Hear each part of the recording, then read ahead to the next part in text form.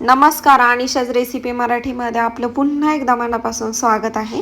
तर आज आपण मस्त अशी बर्फी बनवणार आहोत। तुम्ही बघू शकता खूप सोप्या पद्धतीने आणि अगदी 2 पदार्थांपासून घरच्या घरी आपण मार्केट सारखी बर्फी बनवलेली आहे। खूप सुंदर होते, अगदी तोंडात टाकताच विरघळते।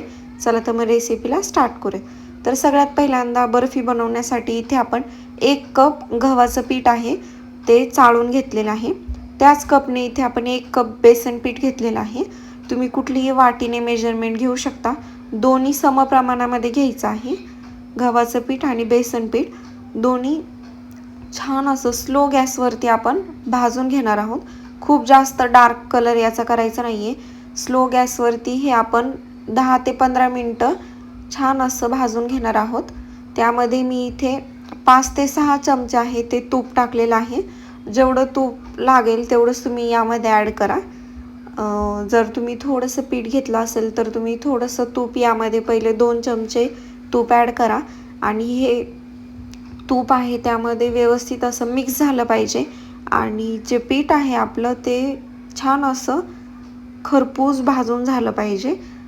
तर स्लो गॅसवरती सगळी प्रोसेस करायची आहे। सतत हलवत 10 ते 15 मिनिटांनंतर तुम्ही बघू शकता मी इथे कढई चेंज केली होती कारण त्यामध्ये व्यवस्थित मिक्स करता येत नव्हतं त्यामुळे।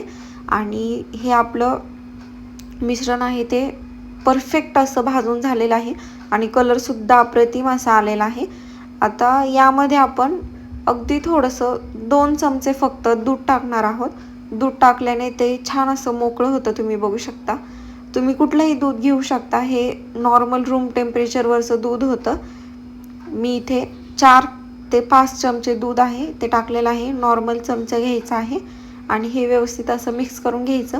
आता जेव्हा आपण दूध टाकलं तेव्हा त्यानंतर गॅस ऑफ करून घ्यायचा आहे। तुम्ही बघू शकता जे आपलं व्यवस्थित असं मोकळं झालेलं आहे। आता आपण भाजून घेतलेलं गव्हाचं पीठ आणि बेसन पीठ यामध्ये अगदी थोडीशी आपण इलायची पावडर टाकलेली आहे आणि त्याचसोबत मी इथे अर्धा कप पिठी साखर टाकलेली आहे। यामध्ये गॅस आपण ऑफ केलेला आहे पण हे मिश्रण आहे ते थोडंसं गरम आहे तेव्हाच ते साखर आहे ते त्यामध्ये मिक्स करून घ्यायची। त्यानंतर मी एका प्लेटला खाली तूप ग्रीस करून घेतलेलं आहे। त्यानंतर ते आपण अर्धा तास सेट होण्यासाठी ठेवून दिलं होतं।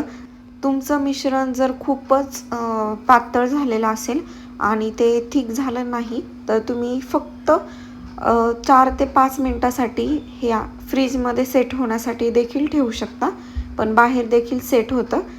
अर्धा तासानंतर हे पूर्णपैकी थंड झालेलं आहे आणि छान असं सेट झालेलं आहे।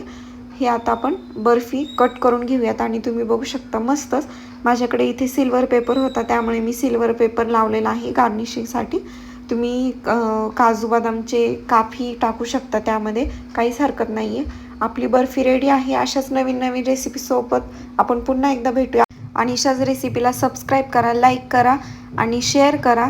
तुम्हाला ही रेसिपी कशी वाटते मला कमेंट करून नक्की सांगा। Thank you, bye bye.